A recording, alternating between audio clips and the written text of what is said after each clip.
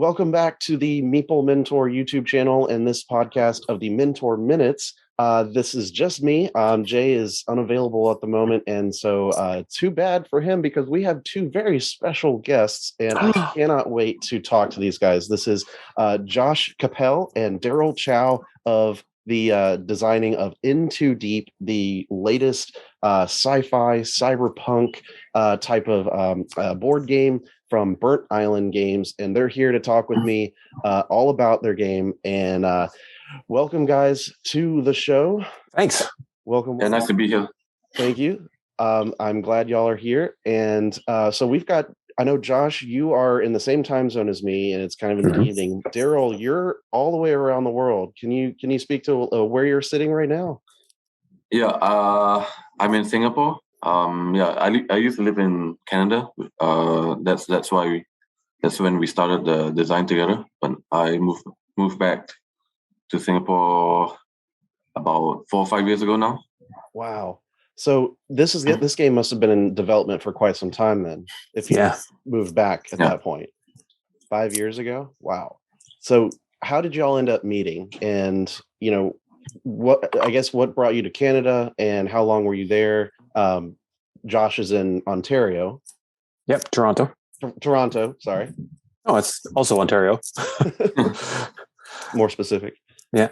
So I was in Canada to do my PhD. During that time, I played a lot of board games, and I got into game design. And then I joined a group called the Game Artisans of Canada, and that's where I met Josh. I can't remember. So at that time I was living in Ottawa, which is still quite a distance from Toronto, but I think I had a lot of synergy with all the game designers in Toronto, especially Josh. So we met up often to work on games together. So y'all met to play games first, and then you found out that you guys like to design as well, or how did that conversation start? I think it started with game design. We right into game design. So this group that we were a part of was formed to sort of develop a Canadian game designers community that could help each other with game design and figuring out how to communicate with publishers and developing your games and playtesting and providing feedback and so on. So we didn't have like a game group where we would play published games. I don't know if Daryl and I have ever played a published game together, honestly. Wow. Maybe Belfort. Yeah, exactly. Very few, countable.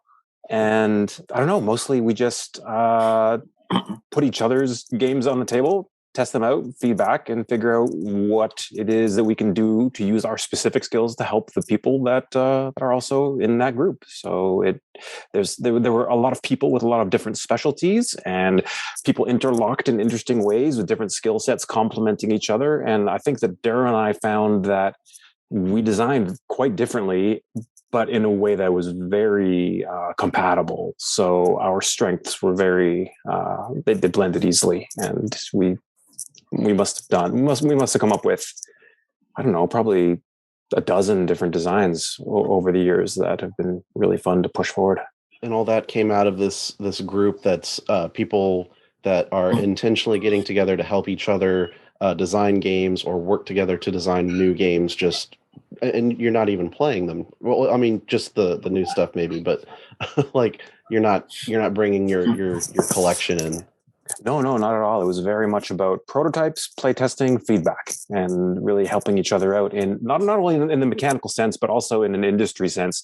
Earlier on, that was a large focus of the group, was sort of helping each other try to break into the industry. And since then, many of the members of the group have successfully done so. So that became less and less a feature of it eventually. Mm-hmm. And it became much more about the mechanical playtesting of the games themselves. How long has that group existed, and how long were you guys involved before, I guess, making a successful prototype? It's got to be at least 15 years, I think. Yeah, something like that. It has faded.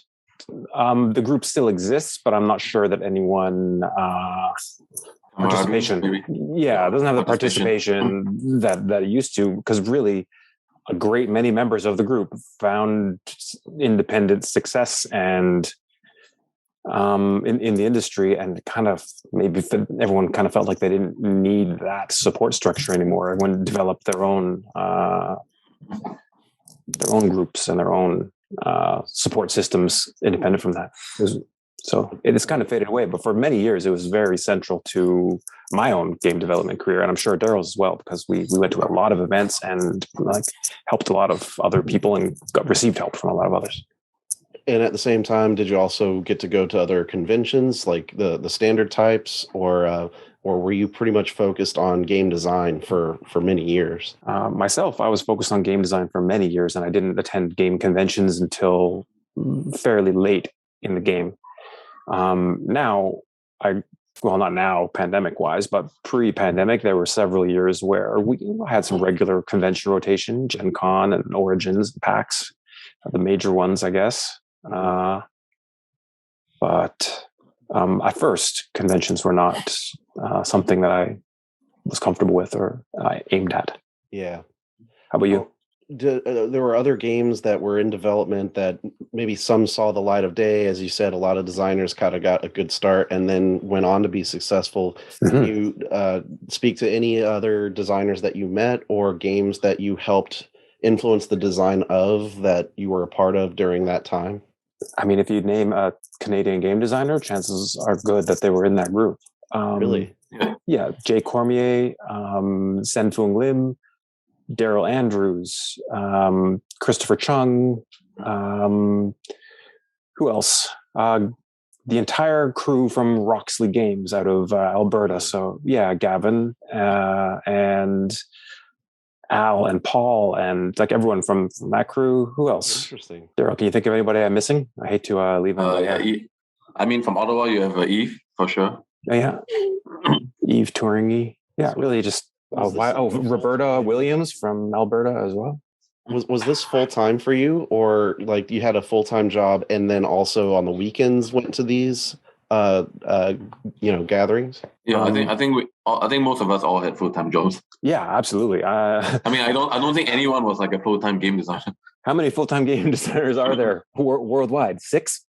Yeah, there's. I'm actually a full time now, but awesome. But last time I wasn't. Living the dream, right?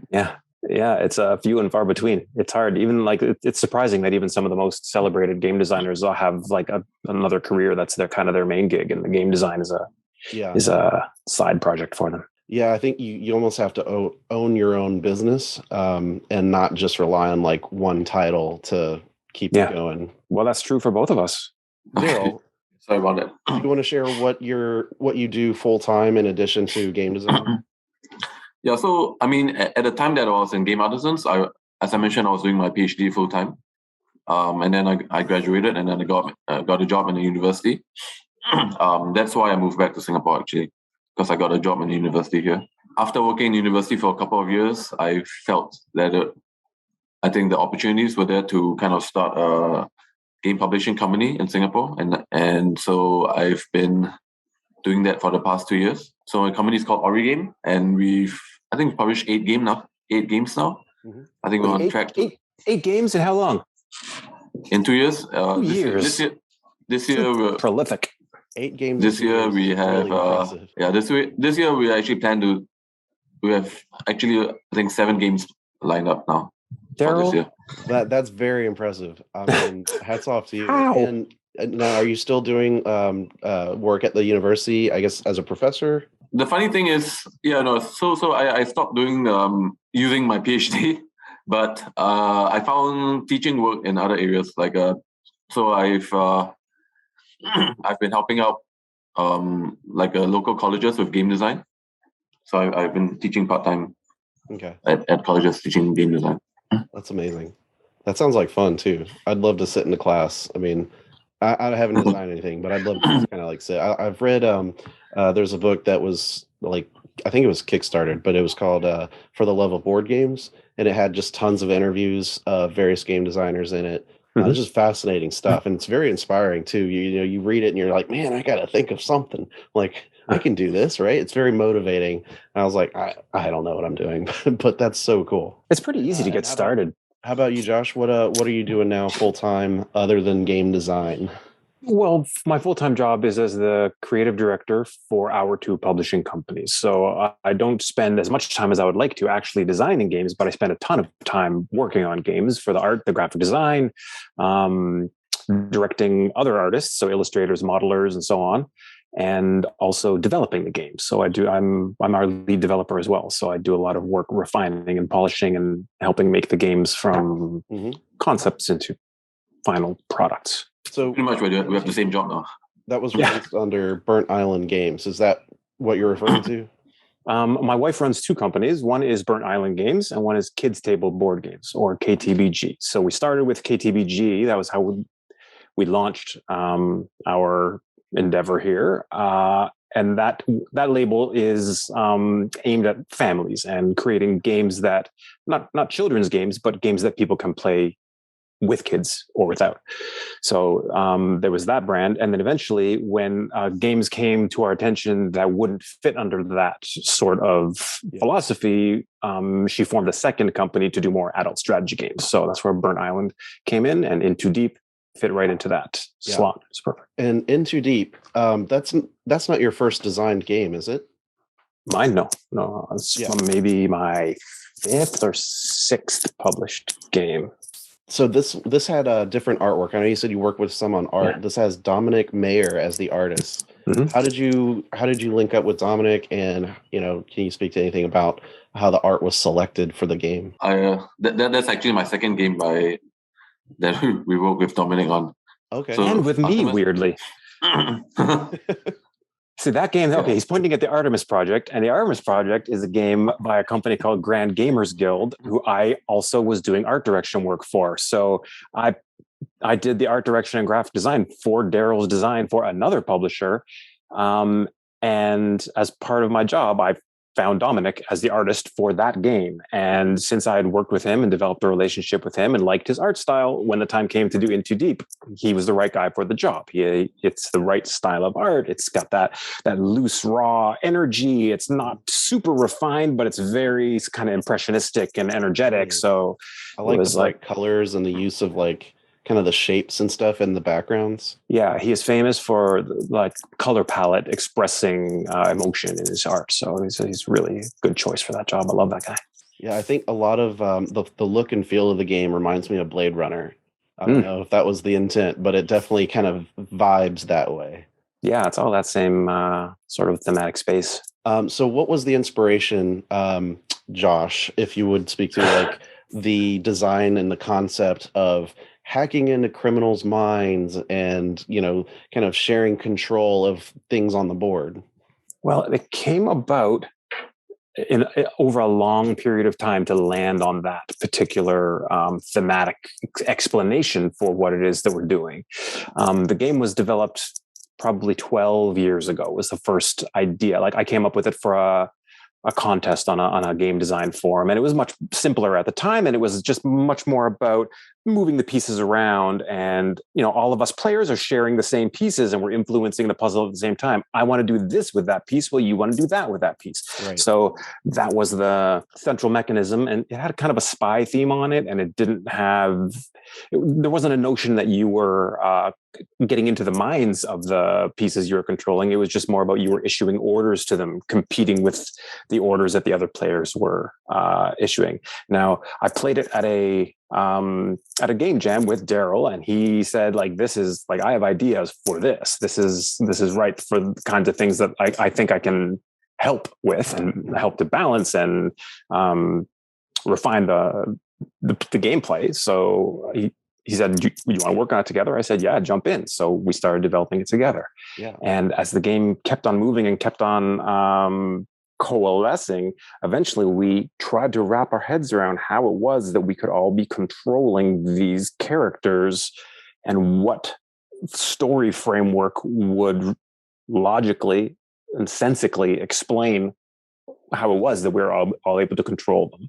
So the idea of hacking into the minds occurred to someone. I don't even remember who. It might have been Daryl, might have been me. I don't recall. Daryl, do you remember? I think it was almost like a kind of like a natural evolution towards that. Yeah.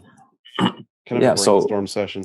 Yeah, and then from there, it really jumped into the sci-fi, cyberpunk aspect of it. Like it fit, right? Like this spark inspired all sorts of new developments in the game. The corruption aspect, the idea that the more time you spend in these criminals' minds, the more damaging it can be to you as a player, and the morality of it, the choices that you're making. Are you going to take this approach or that approach, and how is that going to affect you? All of that came about when that new theme kicked in. So it's interesting how that thematic addition then said, oh, hey, what about this mechanical thing that could further reflect the theme? Is really a wonderful sort of arc on that. Yeah, it's awesome when like the idea that, kind of fits, and then it just everything starts to make sense, and then new ideas flow from there, and you get this really cohesive feeling game where everything feels connected, and there's not any mechanism that's like out of place. Like everything makes sense. I hope so, because it wasn't a dream. It was a real wrestling match to like get it to work and make sense and feel logical and not break itself every time we played it. So it's completing these story crime cards and that sort of thing. That was pretty much there from the beginning, as far as like completing these objectives on where things need to be. But knowing what it was you're doing kind of came later. Would you say that the cards are kind of early in the development, or how that storyline works? Yeah, I mean, originally there was always that puzzle. I think because I think that's what you're mentioning, right? Like the cards that kind of give you like some objectives to carry out on the board. Right. I mean that was kind of like my main job, and it's still my favorite part of the game, which is basically manipulating the puzzle elements of the board to that. That was there right from the beginning, and I mean that was what drew me to the game, and also kind of gave me the sense that there's no game that gives you this feel that you are basically solving a simultaneous puzzle and makes you feel really smart. I mean, it's basically everything else that changed over time. I mean, as Josh said, kind of slowly fell into place as the game moved towards its progress in terms of like finding a theme and finding complementary mechanics to go along with it. Mm-hmm. Yeah, I like the idea of completing a sequence of a story, like the A and then the B and then the C, and then having 3 different steps of how it progresses.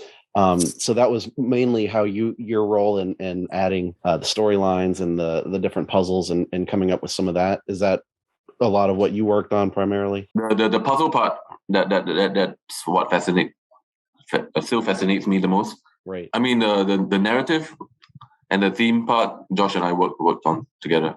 Right. Yeah. There actually is quite a bit of story, like in that rule book. Like the first 2 pages really set up the game, and I'm a big fan of knowing the theme in a game that you're about to play, even if it's a Euro. And this is a very player interactive game, but there's also so much stuff going on that, like, when I'm teaching this, I really want to share like how this is working thematically, because it really helps drill in like what's going on. But it's hard, right? It's easy to get lost in the mechanics of this if you don't understand like what corruption is or why that matters. Yeah, it's a tough teach, because a lot of the game is about the blossoming of the reveal at the end, and whether you were too corrupt or you weren't, or you thought you were and you weren't, and you went for it or you didn't, or we foiled the plot or we didn't as a group, and it all sort of you get to the end of the game, you're like, oh, that's why that all makes sense. It's kind of a hard upload to people right off the bat to get them to understand what it is. Like the game it's quite complex as far as what it is that you are trying to do, not mechanically in a game. That's easy. You move things here or there and you try to satisfy goals. Yeah, but why? And what do your tactical choices result in during the game? The what you're doing, fine. The why you're doing it, it's hard to make players understand it until they've experienced how the ending shakes out. Yeah. So in some of my plays, I've played it twice. One at 2 players, one at 3 players. And so far, everyone takes that strategy of completing it with the most reckless approach. And just getting a whole bunch of these corruption cards, because I guess the feeling is if everyone's going reckless, why not? You know, Right. but at the same time, there were some questions of like, well, I see that there's points being earned as well for additional evidence tokens that you can collect at the end of the game. Hmm. But when you complete a lot of these story crimes and side crimes, you're forced to file a lot of them. And I think there's a question of like, where is the balance of I want to complete this, or I want that initial bonus, or I want to file this, but I also want to save some so that they are worth points. And can you talk about how that balance was struck during the design phase? I'll leave that to Daryl because I'm the guy that's like, let's make this game crazy, and Daryl's the guy that says, let's make this game work. Yeah. So That balance is was one of the hardest things to do. I think probably even more difficult to do than I think the puzzles themselves. I mean, even now I feel like, as you mentioned, too many people. I mean, it's almost like naturally everyone would kind of choose the reckless path. But I think the balance beyond that is that even if everyone chooses the reckless path, I mean, there's still mechanisms beyond that kind of helps balance the game. So even if everyone chooses the reckless path, which I think happens quite often, there's still the choice of like choosing the corruption cards, how many scars that you want to keep, because the range of the balance, the range of corruption is so high. It allows you kind of shape your identity in the game, even if you weren't drawing as many as the other players. Yeah, so even if players are always doing reckless, there's still balance beyond that kind of helps tie everything together by the end of the game. If I'm in a game where everyone is reckless, I tend to go the other way and be restrained because there's bonuses for being the most restrained, at having the least corruption at the end of the game, and you have a lot more control over the evidence that you're putting into the evidence locker. And if you can get that case to be solved, the plot to be foiled by the end of the game by the increased control that you have, then the person who's being the most reckless is out of luck. They're going to lose a whole bunch of points, and it can really spin into your direction. Also, I think that it reflects sort of a contagiousness of corruption that is a real thing. The worse that people are, well, the worse that other people feel it's okay to be, and that's kind of interesting. Like the groupthink of the game is a reflection of like actual behavior. Like they are breaking the rules, so it's okay for maybe me to break the rules a little bit, and they're breaking them more. Well, I can break them a little bit more too. So there starts to be a push and pull of behavior where that window of what's acceptable or not in terms of how you're resolving your crimes in the game is moves around by how the players are acting. It's interesting. I like to watch it. I'm curious, in the various playtests, if you could say like, is it most often the case that the plot is foiled at the end of each game, or is it kind of balance even on whether or not the plot is foiled? And for people who haven't played the game, essentially you have to play these evidence tokens face down onto a board, and then if there's a certain collection of three of a kind of a certain number of different evidence tokens, then that plot's foiled and there's penalties for those corrupt players. But I'm curious from y'all's experience with the game and playtests, how often does that happen? It's actually quite dependent on the gaming group itself. I find we aimed for like more often than not. Like that was our hope, and our like we balanced it to be. I think we said we wanted it to be 3 out of 4 times would probably be foiled. I don't know if we landed that. And also at a higher player count, it's harder to coordinate, which is why I mentioned that. But yeah, for like a 2-3 player game, most of the time, even if you didn't plan to foil it, it often happens because you're going to have to put in evidence tokens anyways. And I think, as you mentioned, like the first time people play, they're always going to go reckless. I think because like it's more immediately obvious. Immediate attraction of seeing those points. Yeah. But I think if you get more plays under your belt, then as Josh mentioned, there are instances where you would want to kind of restrain yourself. You have more control over that aspect as well, whether you want to follow the plot or not. Do you have even if you are the one that's going into deep? Right. Do you have a favorite player count? Because it can play up to 5 players, and I've only done 2 and 3. I'm curious what the 4 and 5 would be like. But do you have any recommendations or favorites? I would say 3 or 4 are my favorite. 5 is like, it's chaotic. Like there's a lot of pieces moving around and stuff changes significantly from by the time your turn comes around. That was one of our biggest struggles, was wrestling with what we call the flux of the game, which is like how much stuff is going to be changed by other people intentionally or not by the time your turn comes around again. The balance we had to strike between building in ways for you to come back from that, and just keeping you capable of doing stuff, but also making it so that that capability, which is also being given to the other players, isn't going to come back to bite you and mess up what you had sort of had in progress. Like the balance there was really difficult to strike. Like I could see having the blockades in there really important, having the sentinel being in there to be able to move criminals really easily if you're not hooked in. Yeah, like, those are really critical to, like you said, coming back. If everyone took all your hooked in criminals before your turn came back.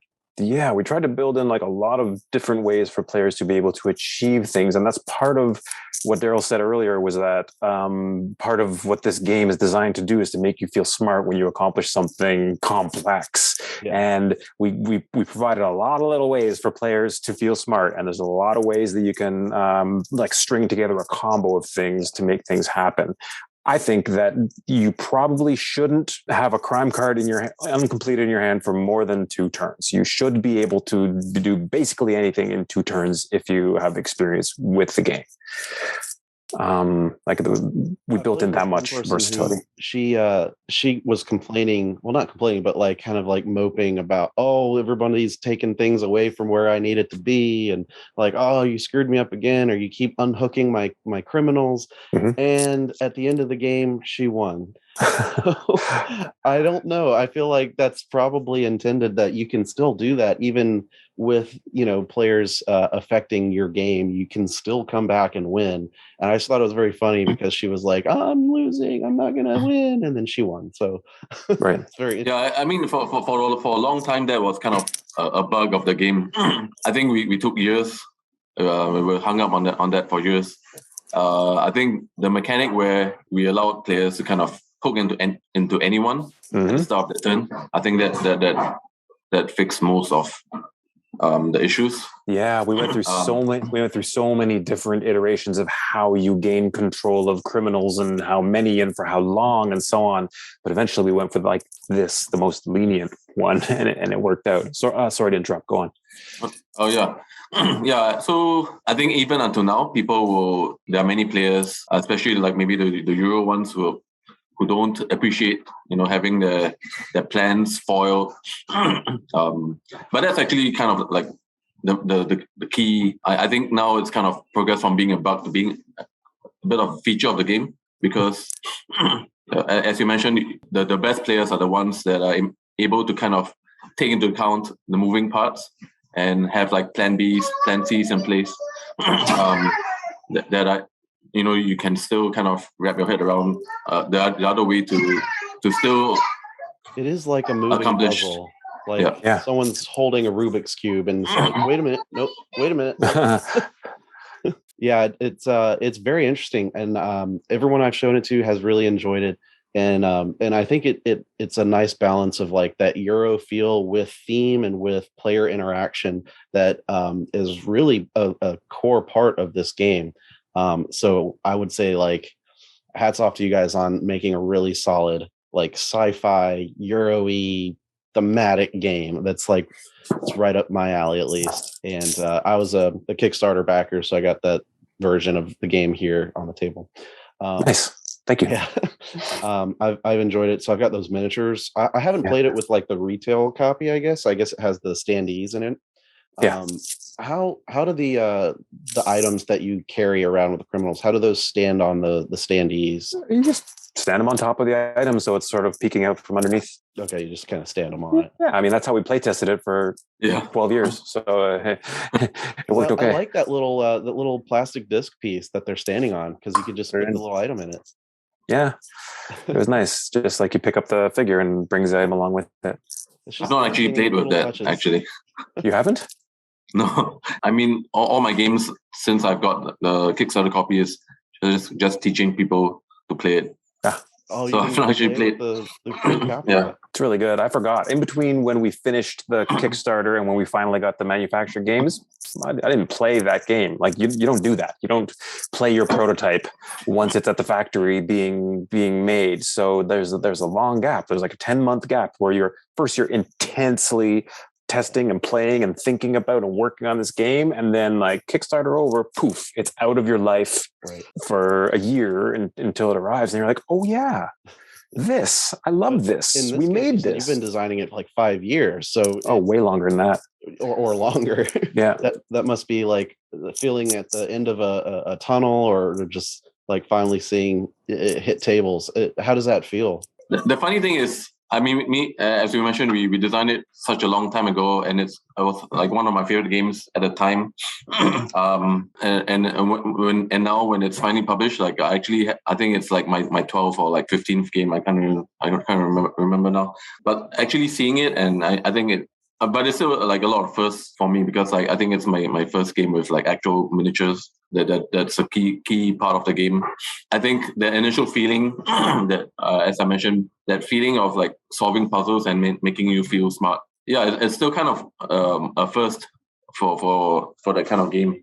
And so I'm really proud to be able to do that and share that game with people around the world. It does feel unique, and it has some of those mechanisms that are just I've not seen before, and I don't know if it's been done before or not, but it feels new, it feels unique.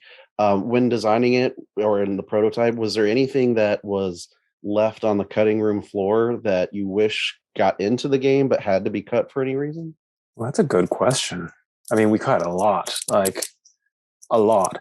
A thing that went through an intense amount of development, like late, once it became in too deep instead of the whatever that it was before, was the corruption and morality aspect of it. And at this point, Daryl was already living in Singapore, and we were developing separately for a lot of it, and then meeting back up to tell each other what we had come up with. Here in Toronto, I work with Helena, my wife, who is the publisher of Burnt Island Games, and Sean Jackman was like key in developing here. He was our kind of our lead developer on that project, and we had different tracks and different cards and different tokens and different schemes, all for trying to manage that aspect. I think that was something that I was fixated on for a while. Was once we said we are controlling criminals doing things, I got it in my head that it should affect us. Like there should be something that is coming into play here that reflects how that's affecting us as these sort of undercover agents that are doing criminal things. Right. So Daryl was the one who eventually cracked the code on it, because we were like going crazy here trying to make it work. And then Daryl was like, well, how about this? And started just kind of trashing all the complicated things that I was coming up with and saying, nope, let's boil it right down to these cards, these corruption cards. They're double-edged swords. You want them, but you don't. That's the corruption aspect. They can turn out good or they can't. Right. And it was like a really cool thing, instead of the complicated, like several markers on a track to indicate your levels of corruption and innocence and so on that I was messing around with. Do you foresee that along the lines of the morality, like impacting the player during the game, maybe another expansion added in that could add some of those elements back, that add maybe more penalties and or boosts for those players that chose the reckless path throughout or are choosing? So there's more incentives other than just what the printed rewards on the cards are. Like you were saying, there's like a track maybe, or just other ways. I could see some kind of an expansion that really delves more into the morality of what the players are doing. Right. Has any thought or discussion happened on that? We haven't talked, or I haven't thought about an expansion to In Too Deep yet.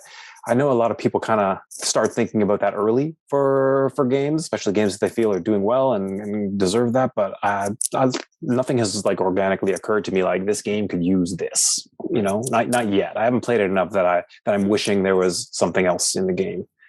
Yeah, I mean, we did include a mini expansion with the game. You got it in your Kickstarter edition, the Crackdown expansion, Right. which sort of modifies how the Sentinel works. And baked into that is a reward system that depends on whether players are being reckless or restrained. So the more reckless people are being, the more rewards people can get for using the Sentinel. So it that does reflect that a little bit, and it references the morality corruption aspect of the game a little bit. I'll have to add that in because, again, in the 2 plays, we tried to keep it like just simple base level. And so adding in the little mini expansion, I haven't done it yet, but it sounds really good. Well, that was something that people had commented on early, was that, first of all, that was something that ended up on the cutting room floor, like the Sentinel being more complicated. And people were like, well, this robot that moves around, yeah, you use it in a couple of missions and you can use it to escort criminals around, but it doesn't really feel like it's doing anything policey on the board. And that's because we had sort of cropped all that out for smoothness' sake, and then you can bake it back in with that mini expansion once you get more comfortable with the mechanisms at large. Like you said, it does kind of have an initial complexity to it that takes a little bit of time to kind of wrap your head around. But once you play through it, you get it. And once you get it, I think everyone's like, this was really cool. Like, that's a unique game and it was really interesting. At least that's been the feedback I've seen, and I've enjoyed it as well. So I think sorry to cut in. Yeah. So I mean, the ironic thing is, for me, because you talk about expansion, but for me, like and as Josh mentioned, I'm like the one man cutting board here. Like I'm like the filter. Because bring it down. Because in general, I try to. Needs to be. Yeah, I try to keep things like super simple. I mean, like my company. All of the games are like one sheet of paper rulebook kind of thing. Oh, that explains so many games. I mean, we're kind of moving towards a bit more complex ones. But yeah, so I mean, the funny thing is, I would actually like to see a version of Into Deep that's just like the puzzle part only as well, and maybe even like have a version that's like just super puzzles. Because I think like, you mean like abstracted, like right down to like move the square to like zone B? Pretty abstract. Lose the theme. You call it as in like as in like I think because what's happening with the game right now, I think like a lot of people like it for the puzzle, and a lot of people like it for the theme. I'm not and some like along the way, sometimes you lose some of these fans, right? I think that there are some that really like the puzzle aspect, and so I mean, I like to see. I mean, this is just like my own wish, because you mentioned expansions. Yep. That there's like a really streamlined version of just like the puzzle aspect of it. You can call it Into Deep, the puzzle game. Maybe. I don't know. I mean. Maybe even simple enough that the kids' table board games can publish it. Into deep too deep. No, that's terrible. Went too deep. Too deep, too furious. I like it. On that note, I need to leave. I'm sending my daughter's first day at preschool. Oh, is that Kala? Hi. Yeah. Hi. I look forward to seeing more the games that you're going to be pumping out. You said you got 7 more coming with your current lineup. There's going to be some Kickstarters too, so hopefully. Nice. Stay tuned for those. I can get your support. Yep. Thanks so much for taking the time to. I'll let you go, Daryl. And Josh, I don't know if you have any more time. I had a couple more questions if you want to stay on. Stick around a bit, sure. Okay. Yeah. But thank you so much, Daryl, and it's been a pleasure. Yeah, Daryl, it's great to see you, man. I miss you. Yeah, we only see each other on interviews now. I know. Let's see you. Talk soon. Bye. Do you want to share any of the current games that you're playing now? Just as far as stuff that you're getting to the table? Stuff that gets to the table is largely prototypes. I mean, we like I said, we run 2 game companies here, and they both have like schedules that are already kind of booked in for the next 2 years. So we do a lot of prototyping and play testing and developing. As far as like published games that we're playing, it's not much that's new lately. We play our own games that show up from, we like our games. We make them because we like them. And then, like I said, there's enough of a gap between finishing working on the project and it arriving that you're like happy to see it when it shows up. And it's like, oh, let's play the game. I like it. I genuinely do. So with KTBG, Creature Comforts just arrived and we were playing the heck out of it. It is so much fun. Like, I love it. Really, it's delightful. Cool. Thank you. It's a really Kickstarter, and I wasn't able to back it, but that looks really good. I did cover it on the news, one of my news segments, so hopefully that generated some interest. That game, how can I describe this? It, like, more than any other game, when I'm playing that game, I'm trying to do well, but I don't care if I'm winning. And like, you're playing, you want to do well. You want to like build a nice cozy home, and you want this pot of tea because it's going to go well with your rocking chair, and that's going to go well with the hearth, and you'll collect some firewood, and like, it's all very cozy and homey, and you want to do well and succeed. But it's not about beating the other players at all. It's really just about like your own success. Mm-hmm. It's very strange in that, like, I love when games do that, where you get to look back at what you did over the game, and like, you made something or you built something really well, and whether or not you won or lost, you feel good about what you did during the game. And it's just the gameplay itself is just so strong. Yeah, it is. And also the theme overlay of it is just delightful, because like, you find yourself saying things like, this bread would go really well with that soup. And like, it's just such a lovely thing to find yourself saying when you're playing the game. There's like, it's all so very nice. And we built in lots of mechanisms that are all about sharing and helping and giving to the other players rather than taking from. There's nothing aggressive at all that you do to other players. Everything is like, who can I help? How can I, like, it's about sort of spreading your success around, which is good for you. Concept that more games or designers need to think about is, instead of the whole like competitive, take that aspect of throwing things in there to throw other people off, how can you incorporate that beneficial atmosphere of like, what's good for you is also good for me? And putting that into more games, I think that's it's probably more difficult. Certainly it is, and it clashes with the competitive nature of games a lot of the time. So I think it's got to be like a special game or a particular sort of feeling of game that will be a good home for that. One that's similar to that kind of comes to mind is Between Two Castles of Mad King Ludwig. I haven't played it. And that's where you're building castles on your left and your right. And so you are sort of conspiring with your opponents. Mm-hmm. And at the end of the game, your lowest scoring castle is your score. Right. So you have to kind of equally get both of them to be as good as possible. Right. That's cool. I like that sort of thing, where it's that collaboration. Do you end up interacting with players that are across the table from you in that, and that aren't your neighbors, or is it only your neighbors that you it's pretty much just your two neighbors. Yeah. Interesting. Yeah, I don't think there's any other real ways to kind of interact with the players across. Right. But I think for what you're doing, it's pretty solid, and you feel good about like how you're coordinating every time you put a tile down, because you have to talk to this person and say like, oh, this could go here. What do you have there? Okay, we can put this here, and that might help. And then you turn your head and you're like, okay, talk to this person.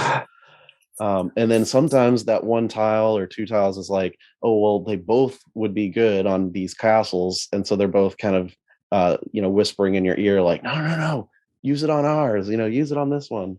Well, see, I bet that's exactly the kind of communication and interaction that the designer of the game was hoping for when the design was put together. Like, I like when you can sort of isolate that in a game design and say, okay, this interaction, this communication, this feeling that the players are having, this is what was intended here. And it's like, it's growing. Rules are simple.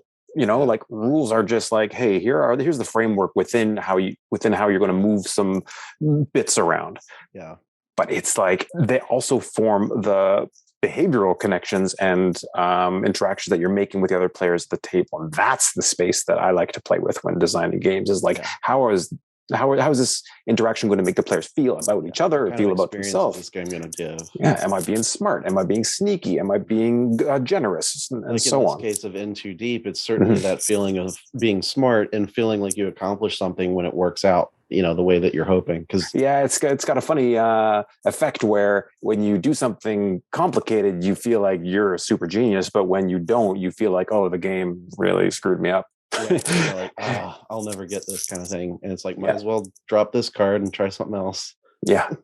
Well, you need to know when to cut and run for sure. Yeah. And I like that offers that ability where no matter what you have in your hand at the end of your turn, if you're like, none of this is good, just drop it all and get one new of each. That's brilliant, because so many times I'm like, that's never going to happen. And this one's like, nah. Yeah. Well, the prerequisite system in Too Deep, where it's like there's levels 1, 2, and 3 of all the different storylines that are out there. One of the big sort of aha moments in the design of that game was in making it so that I didn't have to do the prerequisites of a storyline for me to proceed with the storyline. It's anybody can complete chapter 1 of a crime, and then it just unlocks chapter 2 for everyone. So as more chapter 1s get finished, it becomes more tempting to risk drawing a card from chapter 2 deck, and maybe it's finishable, maybe it's not. If it's not, hey, you took a risk and you're paying for it. So adapt, do something about that. And if it is capable of being accomplished, well, hey, you made the right choice in that decision. Yeah, it's really cool how that all works together. Do you have any other upcoming projects that you're working on, or that is coming out or hitting Kickstarter with Burnt Island Games or any of the others? Oh, yes, of course. We're always working on many games at once.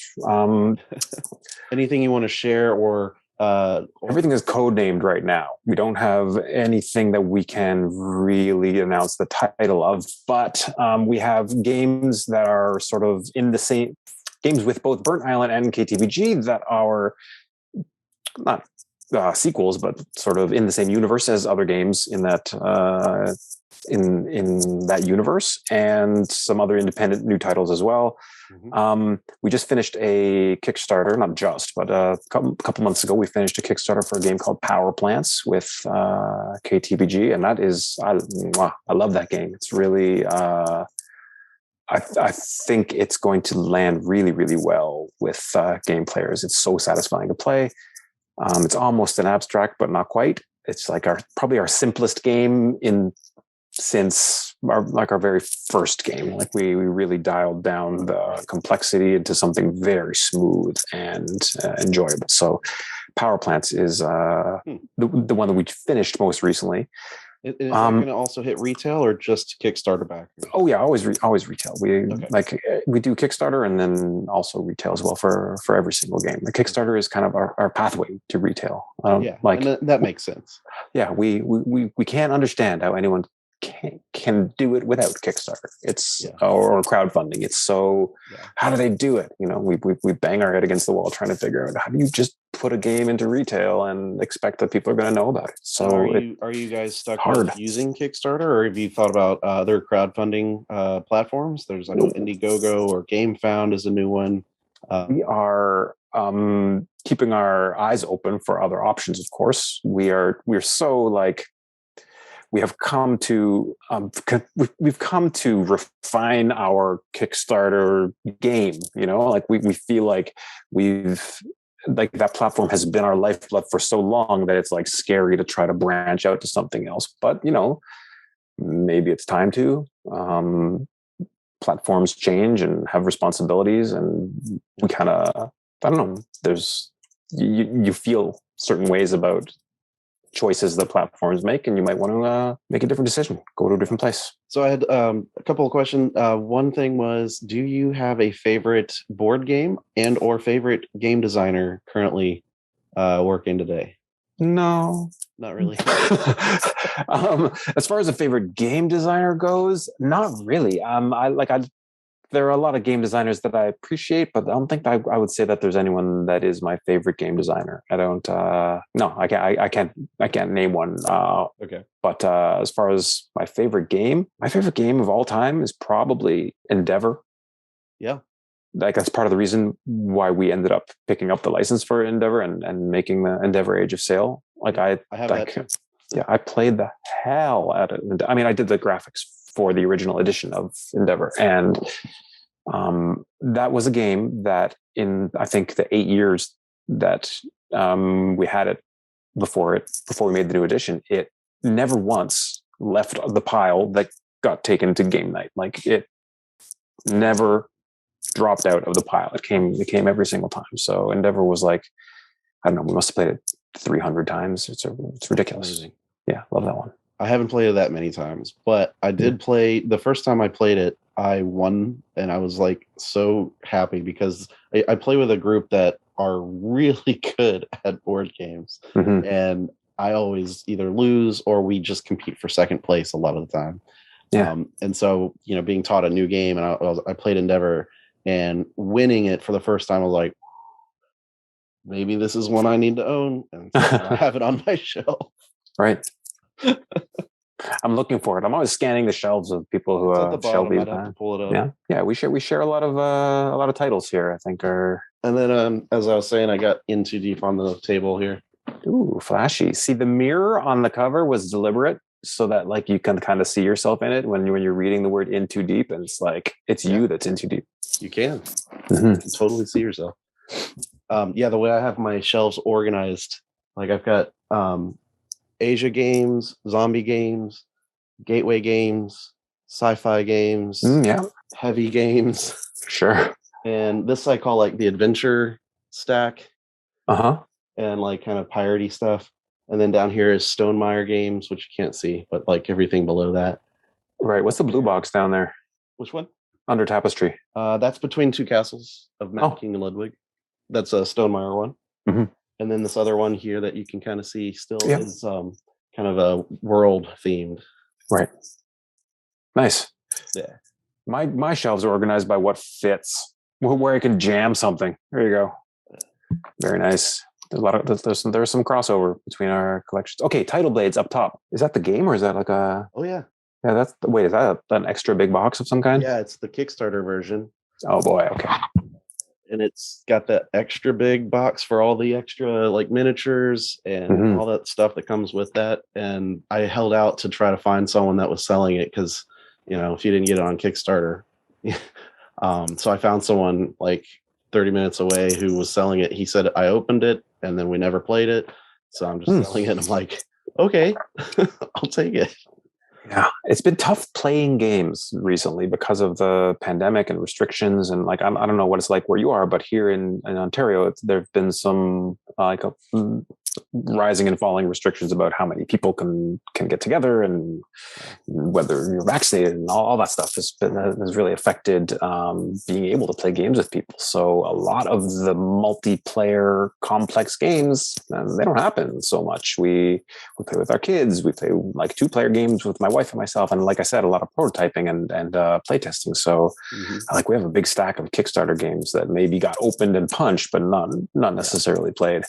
Can't wait to get back to those. I know I've got a lot on my shelf, and as Kickstarter keeps delivering them, it just kind of keeps adding up on games that need to hit the table before, like, come on, don't like. I thankfully got a chance to play Awaken Realms' newest game, The Great Wall, and because that one just delivered, and I was like, oh, we got to try it before, so we enjoyed that. That was a lot of fun. That's great. Yeah, that's all I had for as far as the interview goes. So I, all right. Unless you had anything else you wanted to share, either about In Too Deep or other things that you're working on, where to find you, all that kind of stuff. If you want to plug anything, I can't be found. I'm a hermit. I'm in this exact position all day long, sitting here pushing pixels around. That's my game. So I'm not findable. Don't find me. Okay. Don't look for Josh Cappel. Yeah, never do. Cool. Well, thank you so much for being on the podcast and taking time out of your schedule to talk with me about the game and about what you guys have been working on. Thank you for making such an excellent, just great looking game, great playing game. Like, it's so unique, and it just I'm always super enthusiastic to be able to show this to people because it does feel so different. And a lot of times the sci-fi cyberpunk is easy to kind of like get people to jump on board. But I appreciate you and Daryl, and I look forward to more of your games to come out soon. Thank you. Me too. Yeah. we'll have to stay in touch, and let me know when there's other games that we can talk about, and we'll try to have you back on the podcast if that's cool. But yeah, as for the Mentor Minutes podcast episode, I've been Jared, and we'll see you on the next episode. Bye, everybody.